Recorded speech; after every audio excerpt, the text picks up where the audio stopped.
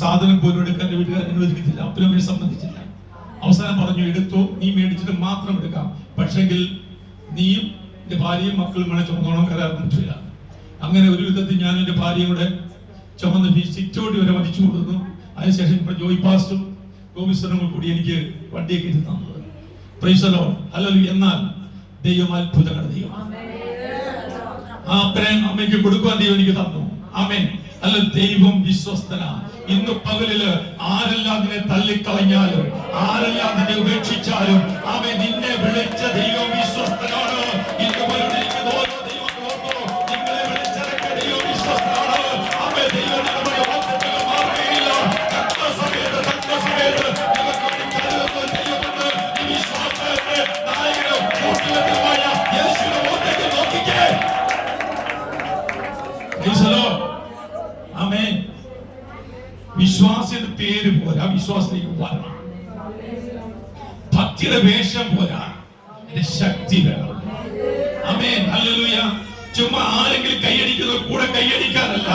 ആമേൻ. ആത്മാവിൽ പരിശുദ്ധാത്മ ശക്തി പ്രാപിച്ചുകൊണ്ട് അന്യഭാഷ അടയാളത്തോടെ ആത്മനിറവിൽ ആരാധിക്കുന്ന ഭക്തന്മാരെ ചേർക്കുവാൻ എന്റെ കർത്താവ് അത്യാകാശം വെളിപ്പെടുവാൻ പോകുകയാണ്.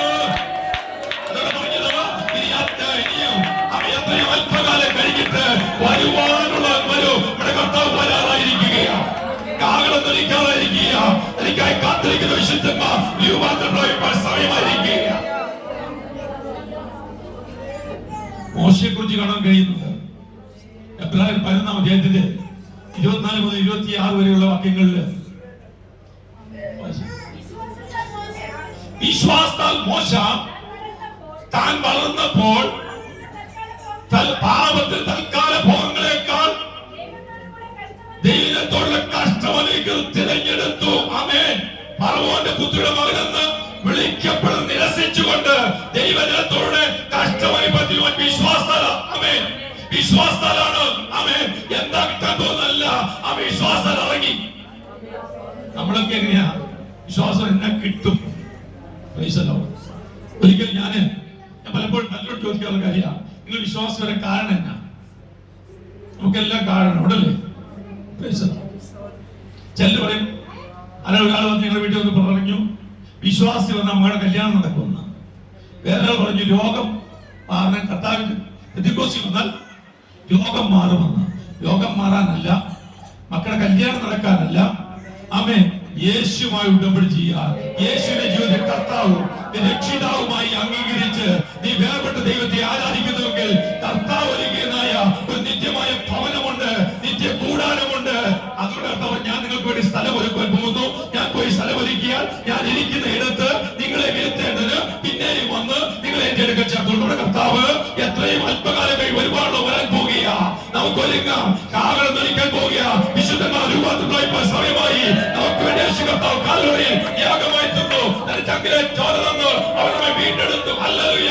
ആ യേശുവിന്റെ രക്തം സകല പാപമൊക്കെ ശുദ്ധീകരിക്കുന്നു. ഇന്ന് പകലിൽ അവരെ ശുദ്ധീകരണം പ്രാപിച്ച് മടങ്ങിപ്പോകാം. പെന്തക്കോസ്ത് വിശ്വാസത്തിന്റെ പേരല്ല, പെന്തക്കോസ്ത് അനുഭവത്തിന്റെ ജീവിതം വരട്ടെ. യേശുവിനെ രക്ഷകനായി അംഗീകരിക്കാൻ ഭാഗ്യം ലഭിച്ചവർക്കായി സ്തോത്രം. സ്നാനപ്പെട്ടവർക്കായി സ്തോത്രം. വിശുദ്ധിയോടെ ജീവിക്കാം, വിശുദ്ധിയോടെ ജീവിക്കാം. കഴിയുമെങ്കിൽ തന്റെ വൃതന്മാരെയും തെറ്റിച്ചു കളവാൻ പിശാച് അലർന്ന സിംഹം എന്ന പോലെ, സിംഹമല്ല സിംഹം എന്ന പോലെ ആരെ വിടർമാക്കുമ്പോൾ ഇന്ന് പകലില് ഒരു കാര്യം ഓർക്കുക, വിശ്വാസനായകനായ ബുദ്ധിവത്തനമായ യേശുവിന്റെ മുഖത്തേക്ക് നോക്കി ഓടുവാൻ നമ്മൾക്കാലം കേൾപ്പിക്കാം. ഇവിടെ കർത്താവ് വരാറായി. ആരും കൈവിടപ്പെട്ടു പോകരുത്. നിത്യഒന്നിച്ച് കണ്ട് സന്തോഷിപ്പാൻ ദൈവമിടയാക്കേണ്ട പ്രത്യാശ യാത്ര ചെയ്യാം. കർത്താവിനായി വചനങ്ങൾ അനുഗ്രഹിക്കുമാറാകട്ടെ.